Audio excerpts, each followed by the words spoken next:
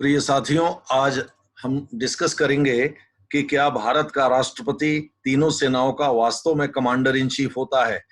इस चीज को समझने के लिए हम लोगों को विभिन्न संवैधानिक पहलू समझना होगा और संक्षेप में हम अमेरिकी राष्ट्रपति से भारतीय राष्ट्रपति की तुलना करेंगे, क्योंकि अमेरिका भी लोकतंत्र है, भारत भी लोकतंत्र है। हम चीनी राष्ट्रपति से इसकी तुलना नहीं करेंगे क्योंकि चीन लोकतंत्र नहीं है। तो आप पहले संवैधानिक पहलू देखिए संक्षेप में, तत्पश्चात हम लोग इसमें इसकी समरी के रूप में देखेंगे और कि कैसे भारत का राष्ट्रपति वास्तविक कमांडर इन चीफ नहीं है, वास्तविक commander in chief in fact prime minister है।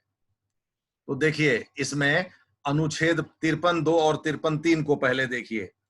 इसमें अनुच्छेद 53(2) में साफ साफ जो लिखा हुआ है उसका संक्षेप में मतलब यही होता है कि जो भारत सरकार के हेड ऑफ स्टेट के रूप में जो राष्ट्रपति है वह निश्चित रूप से कमांडर इन चीफ तो होगा। देखिए, संघ के रक्षा बलों का सर्वोच्च समादेश राष्ट्रपति में निहित होगा और उसका प्रयोग विधि द्वारा भी नियमित होगा। लेकिन आगे जो लिख रहा है कि विधि द्वारा भी नियमित होगा, इसको समझने के लिए फिर 3 पर आ जाए। इसमें देखिए संसद का जिक्र किया हुआ है 3(ख) में। संसद के जिक्र का मतलब यह है कि ये कानून संसद बनाएगी और संसद के द्वारा बनाए गए कानून के दायरे में रह करके राष्ट्रपति इसका संचालन करेगा। अब आ जाइए आगे देखिए, आगे 74(1) देखिए। इसका सीधा सा मतलब है कि इसमें राष्ट्रपति को वही करना है जो मंत्रिपरिषद के द्वारा उसको परामर्श दिया जाएगा। इसमें 42वें संविधान संशोधन 1976 और 44वें संविधान संशोधन 1978 के द्वारा कुछ वाक्य जोड़े गए हैं जो आप इसमें देख सकते हैं। जैसे नीचे जो ब्रैकेट में लिखा हुआ है, ये वास्तव में परंतु राष्ट्रपति मंत्रिपरिषद से ऐसी सलाह पर साधारणतया या अन्यथा पुनर्विचार करने की अपेक्षा कर सकेगा और राष्ट्रपति ऐसे पुनर्विचार के पश्चात दी गई सलाह के अनुसार कार्य करेगा। ये जो बात कही गई है ये 44वें संविधान संशोधन के द्वारा इसे जोड़ा गया था, किंतु ऊपर जो कहा गया है कि राष्ट्रपति को सहायता और सलाह देने के लिए एड और एडवाइस 2 शब्द का अंग्रेजी में प्रयोग किया जाता है। एक मंत्रिपरिषद होगी जिसका प्रधान प्रधानमंत्री होगा और राष्ट्रपति अपने कृत्यों का प्रयोग करने में ऐसी सलाह के अनुसार कार्य करेगा। ये 42वें संविधान संशोधन के द्वारा जोड़ा गया था। यानी राष्ट्रपति की मजबूरी थी कि मंत्रिपरिषद के परामर्श को पहली ही बार में ही मान ले और राष्ट्रपति उस परामर्श पर अपनी सहमति प्रकट कर दे। लेकिन जनता पार्टी की सरकार ने 1978 में राष्ट्रपति पद की गरिमा को पुनः स्थापित करने के लिए ये दूसरी व्यवस्था की थी जो आप ब्रैकेट में देख रहे हैं। कार्य करेगा तक के बाद भी एक ब्रैकेट है, इसमें आप देख रहे हैं ये फुल ब्रैकेट है। इसके भीतर जो लिखा हुआ है उससे ये पता चलता है कि राष्ट्रपति मंत्रिपरिषद के परामर्श को एक बार पुनर्विचार के लिए वापस कर सकता है। क्योंकि आगे लिखा, देखिए क्या लिखा हुआ है, राष्ट्रपति ऐसे पुनर्विचार के पश्चात दी गई सलाह, यानी वो एक से अधिक बार इसको पुनर्विचार के लिए वापस नहीं कर सकता। ऐसे पुनर्विचार के बाद जो सलाह दी जाएगी उसके अनुसार उसको कार्य दूसरे शब्दों में जनता पार्टी की सरकार इस बात से वाकिफ थी कि भारत एक संसदीय मूलक प्रणाली है और यहाँ दो सत्ताधारी नहीं हो सकते शीर्ष पर। एक तो लोकसभा के प्रति उत्तरदायी है, तो वो तो बात समझ में आती है, किंतु राष्ट्रपति तो लोकसभा के प्रति उत्तरदायी नहीं है। तो अगर राष्ट्रपति को भी ये बराबर की शक्ति दे दी गई कि वो जितनी बार चाहे उतनी बार पुनर्विचार के लिए वापस करे, तब तो प्रधानमंत्री किस बात के लिए उत्तरदायी रहेगा लोकसभा के प्रति और उसकी मंत्रिपरिषद किस बात के लिए उत्तरदायी रहेगी। जब राष्ट्रपति ही सब कुछ तय करने लगेगा तो फिर ये चुनाव और बहुमत के आधार पर सरकार का गठन और लोकसभा के प्रति उत्तरदायित्व का कोई मतलब ही नहीं रह जाएगा। इसलिए इसमें 74(1) के अंतर्गत ये सब बदलाव किए गए।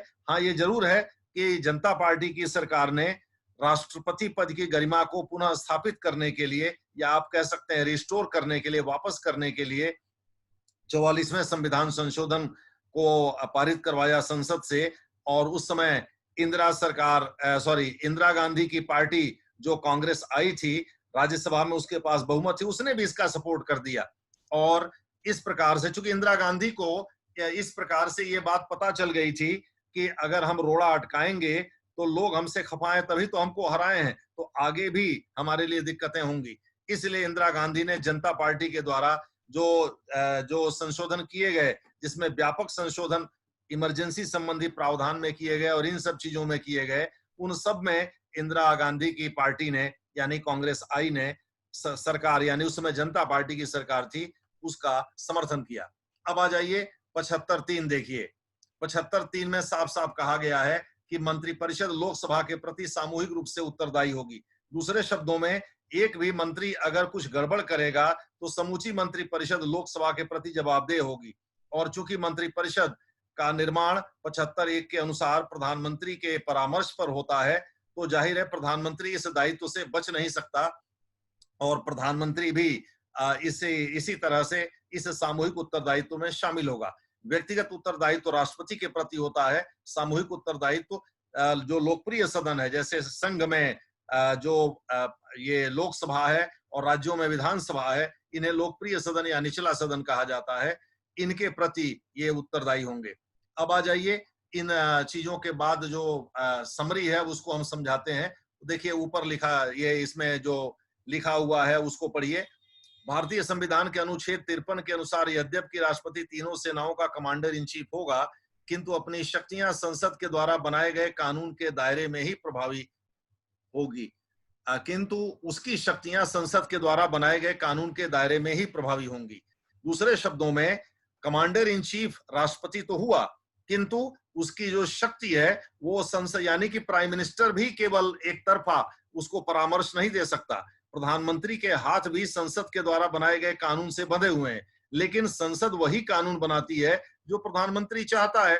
उसका सीधा मतलब यह है कि लोकसभा में जो प्राइम मिनिस्टर है उसके दल या उसके समर्थन करने वाले सभी दलों को मिला करके जो गठबंधन बना है उनका बहुमत है, तो बिना उनके चाहे तो लोकसभा में कोई विधेयक, संविधान संशोधन विधेयक से ही संभव है, साधारण विधेयक से तो संभव नहीं है।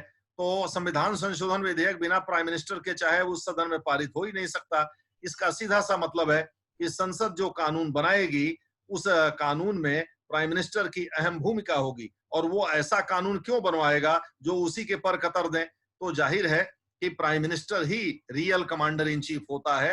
अगर हम इन सब को मिला करके देखें, अगर हम 53(2) को देखें, 53(1) को भी हम देख सकते हैं। 53(1) ये कहता है कि राष्ट्रपति सीधे अथवा अपने अधीनस्थ किसी कार्यालय के माध्यम से कार्यपालकीय शक्तियों, जो संघ की कार्यपालकीय शक्तियां हैं, उनका निर्वहन करेगा। एक्चुअली वो सीधे कर ही नहीं सकता, क्योंकि 74(1) से उसके हाथ बंधे हुए हैं। तो जाहिर है वो अथवा के बाद वाली स्थिति जो बनेगी, यानी कि वह प्रधानमंत्री की अध्यक्षता वाले मंत्रिपरिषद के परामर्श पर ही कार्य करेगा। तो अगर हम वहां 53(2) की जगह 53(2) के साथ साथ 53(1) को भी देखें तो भी बात बहुत स्पष्ट हो जाती है। कुल मिला जुला के कहने का मतलब यह है कि prime minister he ultimate commander in chief होता है।